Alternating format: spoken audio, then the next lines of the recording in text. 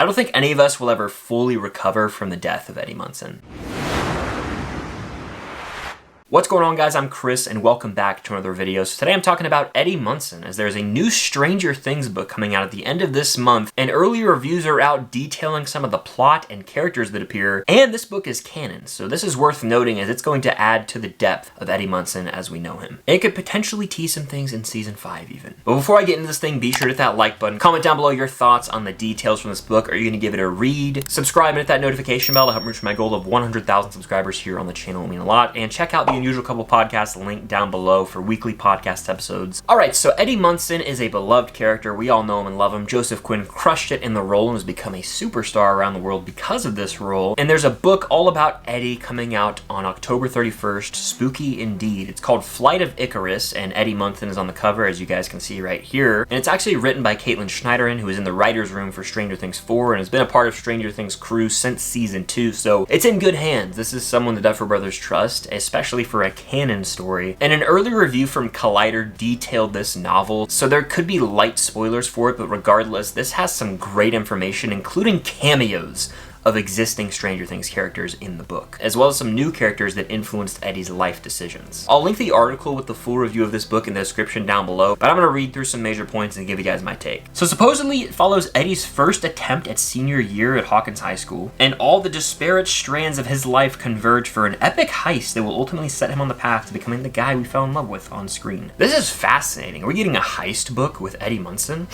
Do I smell a prequel live-action series based on this book incoming? That would be sweet. But regardless, this review details how Eddie is so lovable, and this just adds more depth to him. And apparently there's a lot of fresh faces, but also familiar faces. So when it comes to fresh faces, this article talks about how apparently it gives more depth to the Hellfire Club, notably Jeff and Gareth. These are characters we briefly see in, the Hellfire Club episode, the first episode of Stranger Things 4, but we don't really get much depth to them. They're kind of just faces that fill out the roster of Hellfire Club. Apparently this book gives them a little more depth. We also meet Al Munson, Eddie's father. Now he is set to make an appearance on the stage play Stranger Things The First Shadow, which hits West End, which is like Broadway for London, in November. And then Wayne Munson, who we all know and love as Eddie's uncle, is also going to be in this novel. I can't help but tear up thinking about that scene between him and Dustin at the end of Stranger Things 4. Rips your heart out every single time. In addition to these characters, we're also getting more detailed about Reefer Rick and how Eddie came to know him and how their relationship formed. If you don't remember, Eddie's hiding out at Reefer Rick's place when he's on the run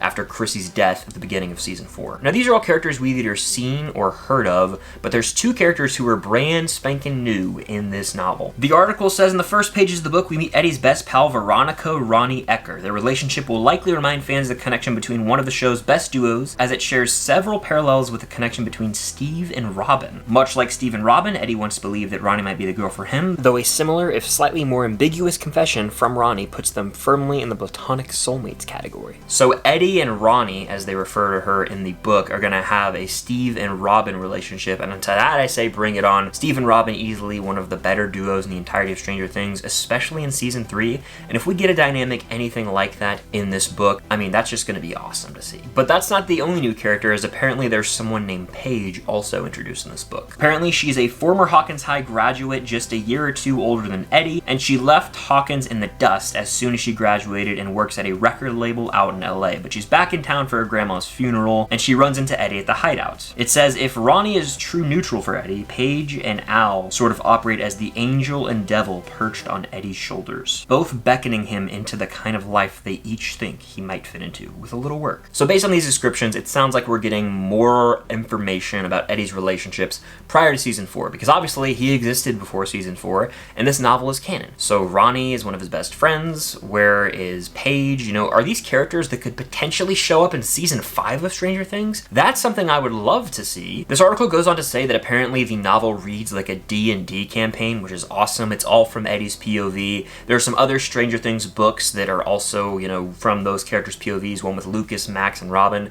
but this is from Eddie's point of view entirely. It sounds like this book really takes its time to set up the main story, Eddie and all of the relationships he has with these other characters, but it does give us some cameos from characters we know and love. Supposedly Chrissy does make a brief appearance in the book, but she and Eddie don't interact too much, which preserves their re-meet in Hellfire Club, which is the first episode of season 4. Apparently, Eddie isn't the only one to have left a lasting impression at that middle school talent show. But these next two cameos are the biggest by far. Chief Jim Hopper himself makes an appearance in this book. The article says, the way that Hopper treats Eddie when their worlds collide enriches both of their stories and strikes a common chord between two good men doing the best they can with the hand they've been dealt. And then you sit back and realize, yeah, Eddie and Hopper never interacted in season 4, as Hopper was in Russia and Eddie was in Hawkins. That's wild to think about, but again, I think there's a lot of room in season 5 for Eddie flashbacks to show us his relationship with characters like Hopper or some of these other new characters in the book, because that would just add more depth to him. But there's a way they could sort of parallel that with the main narrative of the 5th season and like the main plot, potentially even uncovering a clue or hinting at solving a mystery. But this next one's probably the most significant cameo. Supposedly, Eddie has a run-in with Will and Jonathan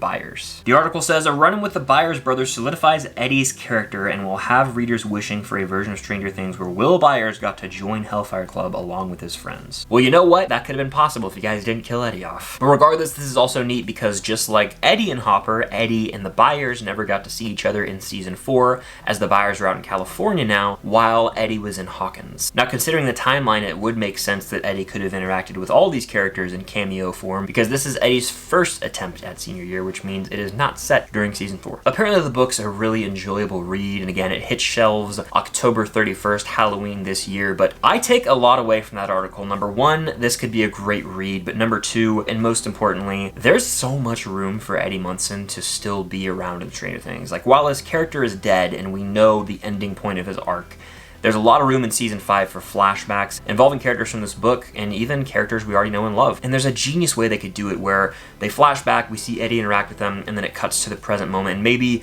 some conversation Eddie had is relatable to a conversation in the current moment and how they can solve their fight against Vecna. There's a lot of wiggle room, a lot to play with. I really hope we see Joseph Quinn as this character again. My bet has always been on we'll see him in some sort of flashback or dream sequence with Dustin, but again, that's up to the Duff brothers if they want to bring him back at all. I think they have to, considering how big Eddie Munson has become worldwide, especially Joseph Quinn. I mean, people are fanatical about him, and I can't blame him. He's an awesome character. But I'm excited to read this book, and of course I'm excited for Stranger Things Day and Stranger Things Season 5. But this is promising. We're technically getting new Stranger Things content this month, so mark your calendars if you're a fan of Eddie Munson or Season 4 or the show in general. We're getting new Stranger Things content where Eddie interacts with characters we love, and we're also getting new characters. It sounds really exciting, and there's a lot to be hopeful for as a Stranger Things fan right now. But that does it for this video talking about the new Eddie Munson book and how he could potentially show up in Season 5. What are your guys' predictions for the book? What is your prediction for Season 5? Will Eddie come back? Is he dead or alive? Let me know all that and more in the comments down below, and hit that like button.